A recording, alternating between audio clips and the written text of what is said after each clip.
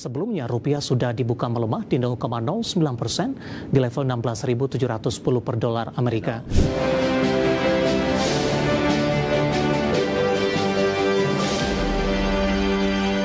Kita beralih ke informasi indikator perdagangan lainnya, pemirsa, di mana nilai tukar rupiah masih melanjutkan pelemahan di tengah indeks dolar Amerika menyentuh ke level terkuat sejak Mei 2025. Dikutip data Tartia hingga perdagangan Rabu siang tadi, rupiah melemah di 0,16% di level 16.719 per dolar Amerika. Sebelumnya, rupiah sudah dibuka melemah di 0,09% di level 16.710 per dolar Amerika. Adapun indeks dolar Amerika di Rabu pagi melemah di 0,14% di level 100,09. Meski melemah, indeks dolar Amerika sedang mengalami rally kenaikan karena di Selasa indeks dolar Amerika menguat cukup signifikan di 0,35% di 100,224 dan merupakan level terkuat dalam 3 bulan dan kali pertama menyentuh level 100 sejak Mei 2025.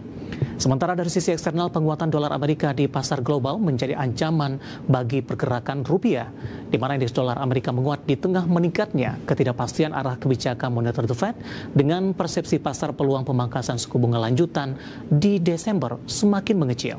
Di mana mengutip CNN FedWatch, peluang pemangkasan 25 basis point di rapat Desember turun ke posisi 16%. Kita akan update seperti apa pergerakan nilai tukar rupiah terhadap sejumlah mata uang utama berikut ini. Dapat Anda saksikan grafis di layar televisi Anda, pemirsa. Pergerakan nilai tukar rupiah terhadap dolar Amerika Serikat di 16.729 rupiah.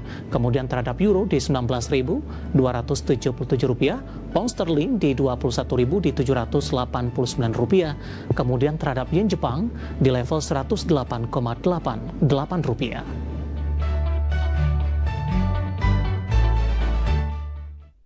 Kita beralih ke informasi komoditas. Harga minyak melemah seiring aksi jual besar-besaran di pasar keuangan global. Harga batubara kembali menguat dengan lompatan signifikan ke level tertinggi sejak 8 Agustus 2025. Sementara harga emas kembali meninggalkan level 4.000 dolar Amerika per troy ounce dihadang laju penguatan indeks dolar Amerika. Harga minyak turun di Rabu pagi waktu Asia seiring aksi jual besar-besaran di pasar keuangan global yang menimbulkan kekhawatiran terhadap pertumbuhan ekonomi dan permintaan energi.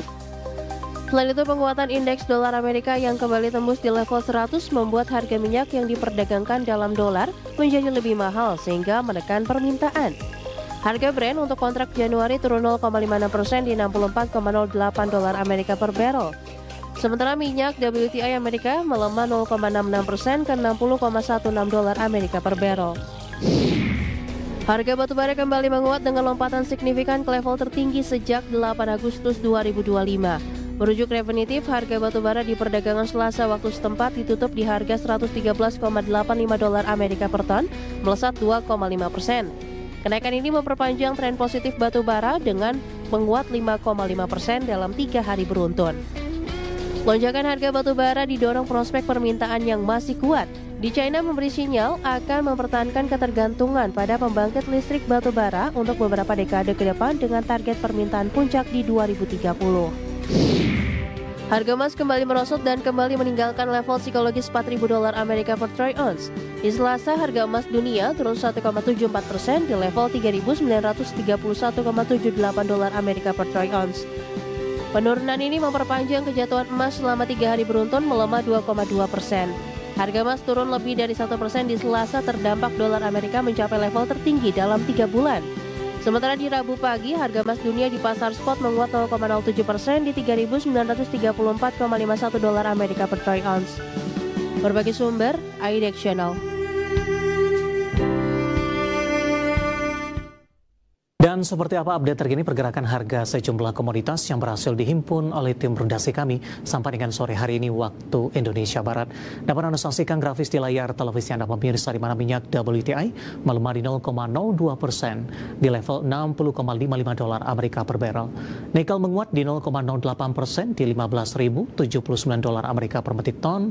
Sementara emas juga menguat di 0,33%, masih di bawah level 4.000-an, tepatnya di 3.973 dolar Amerika per troy ounce.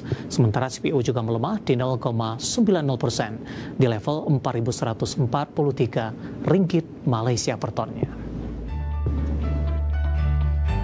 Ketobik pilihan pemirsa indeks harga saham gabungan mampu berbalik menguat di 0,26% ke level 8.263 di penutupan perdagangan sesi 1 Rabu 5 November 2025. Menghijaunya indeks harga saham gabungan terjadi di tengah pasar saham Asia yang mengalami tekanan tajam, dipicu kekhawatiran valuasi pasar global yang dinilai terlalu tinggi oleh CEO bank raksasa Morgan Stanley dan juga Goldman Sachs.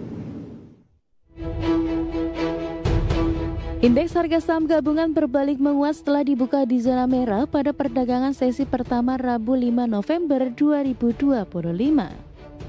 IHSG ditutup naik 0,26% ke level 8.263 di sesi pertama. Nilai transaksi pada sesi pertama tercatat sebesar 9,57 triliun rupiah dengan 266 saham menguat, 349 saham melemah, dan 192 saham stagnan. Menghijaunya IHSG terjadi di tengah pasar saham Asia yang mengalami tekanan tajam dipicu kekhawatiran bahwa rally saham berbasis kecerdasan buatan telah mendorong valuasi ke level yang terlalu tinggi. Mencatat penurunan harian terdalam sejak Agustus 2024, sementara indeks saham emerging market Asia turun 2,6%, terburuk sejak April. Di Taiwan, indeks acuan juga terkoreksi 2,6%, penurunan terburuk dalam 3 pekan terakhir, setelah rally lebih dari 10% pada Oktober akibat euforia saham AI. Sementara itu di kawasan Asia Tenggara, tekanan juga terasa. Indeks Straits Times Singapura turun 1% terseret pelemahan saham perbankan seperti DBS Group, OCBC, dan United Overseas Bank yang terkoreksi 0,5% sampai 1,6%. Adapun tekanan jual melanda bursa regional setelah dua bos bank raksasa Morgan Stanley dan Goldman Sachs menyuarakan keraguan terhadap keberlanjutan valuasi tinggi saham-saham teknologi global. Dua CEO raksasa Wall Street David Solomon dan Goldman Sachs dan CEO Morgan Stanley Ted Pitt menyebut kemungkinan terjadinya koreksi sebesar 10 hingga 15%, selama itu bukan karena faktor makroekonomi ekstrim. Meskipun demikian, menurut Pitt, koreksi wajar dapat menyehatkan pasar yang telah bergerak terlalu optimistis. Sementara itu, CEO Goldman Sachs David Solomon menyatakan bahwa pasar saat ini tampak terlalu tenang, meskipun masih ada risiko besar seperti inflasi tinggi, suku bunga yang tetap tinggi, serta ketidakpastian kebijakan akibat dinamika perdagangan dan penutupan sebagian pemerintahan Amerika Serikat yang sudah memasuki pekan kelima. Ia menyebut sentimen bisa berubah tiba-tiba dan tidak ada yang bisa memprediksi kapan akan terjadi. Tekanan di bursa regional mengekor perdagangan Selasa di bursa Amerika Serikat, di mana ketiga indeks saham utama kompak merosot usai pernyataan CEO Morgan Stanley dan Goldman Sachs. Pada penutupan perdagangan, indeks Dow Jones Industrial Average ditutup turun 0,53% ke level 47.085. Indeks S&P 500 melorot 1,17% ke level 6.771 dan indeks Nasdaq Composite anjlok 2,04% ke posisi 23.348. Berbagai sumber IDX Channel. Beralih ke informasi emiten pemirsa, di mana PT Pantai Indah Kapuk 2 Tbk atau PANI menurunkan target pendapatan pra penjualan menjadi 4,3 triliun rupiah di 2025 dari target sebelumnya di 5,3 triliun rupiah. Hal ini sejalan dengan komitmen perseroan untuk menjaga pertumbuhan yang berkualitas dan berkelanjutan di tengah perubahan pasar. Dikutip dari Keterbukaan Informasi Bursa Efek Indonesia, PT Pantai Indah Kapuk 2 Tbk atau PANI menurunkan target pendapatan prapenjualan atau marketing sales menjadi 4,3 triliun rupiah untuk tahun 2025. Sebelumnya Persada memasang target raihan marketing sales tahun ini di 5,3 triliun rupiah, sementara per kuartal 3 2025 Persada mencatatkan marketing sales sebesar 1,98 triliun rupiah, naik dari 699 miliar rupiah dari kuartal sebelumnya. Presiden Direktur PT Pantai Indah Kapuk 2 Tbk Sugianto Kusuma mengatakan penurunan target tersebut mencerminkan strategi yang prudent dan adaptif. Ini sejalan dengan komitmen perseroan untuk menjaga pertumbuhan yang berkualitas dan berkelanjutan di tengah perubahan pasar. Persero memandang faktor makro seperti pergerakan nilai tukar rupiah, dan moderasi kepercayaan konsumen sebagai bagian dari siklus pasar yang perlu dikelola dengan baik. Meskipun target pra-penjualan telah disesuaikan, perseroan tetap fokus memperkuat momentum pertumbuhan melalui peluncuran dan pengembangan berbagai produk unggulan di segmen residensial dan komersial. Pada segmen residensial, perseroan terus menghadirkan beragam pilihan hunian yang berkualitas yang menyasar berbagai segmen pasar. Sementara itu di segmen produk komersial, perseroan memperkuat posisi sebagai pengembang kawasan bisnis terintegrasi melalui jumlah proyek seperti Rukan Petak 9, Rukan Marina Bay, dan Rukan Lau Paksat.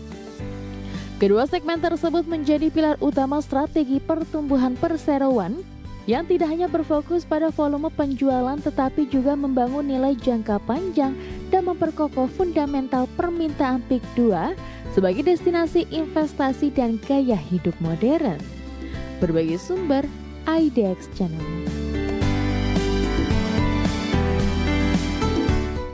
Ya, di tengah penurunan kinerja dan juga pemangkasan dari sisi target marketing sell, secara teknikal di sepanjang perdagangan hari ini saham PANI cukup menarik diperhatikan, menguat signifikan di menit-menit terakhir jelang penutupan perdagangan di sesi kedua hari ini. Langsung saja kita ke grafis yang pertama, pemirsa, kita akan coba lihat pergerakan saham PANI secara intraday. Dapat Anda saksikan grafis di layar televisi Anda, ditutup di level 14.025 di penutupan perdagangan hari sebelumnya, kemudian dibuka flat pada pagi tadi di level yang sama.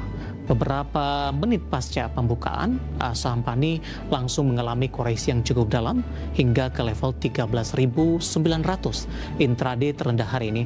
10.15 saham PANI pelemahannya terpangkas hingga ke 13.925 dan di penutupan menjelang penutupan maksud kami di 11.30 saham PANI posisi berbalik menguat ke 14 ribuan.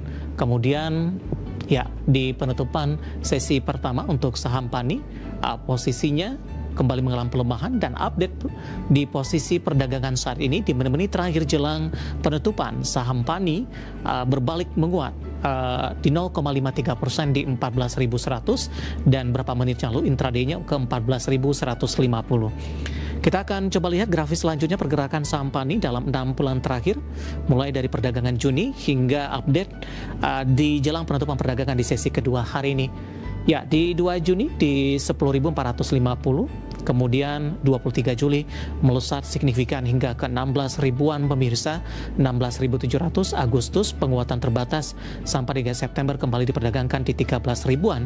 Oktober kembali menguat ke 15 ribuan dan di November kembali membatasi penguatan melemah hingga ke 14 ribuan pemirsa. Saat ini di 14.100, intraday 14.150. Grafis yang terakhir dari sisi valuasi untuk PANI dengan beberapa indikator yang ada, kita akan coba lihat dari posisi price to earning ratio-nya di 223.91 kali, PSR di 57.18 kali, PBV-nya di 10.50 kali, dan PCFR di 827.10 kali ya. Saya sampaikan valuasinya untuk PANI dan semoga bisa menjadi salah satu referensi untuk Anda.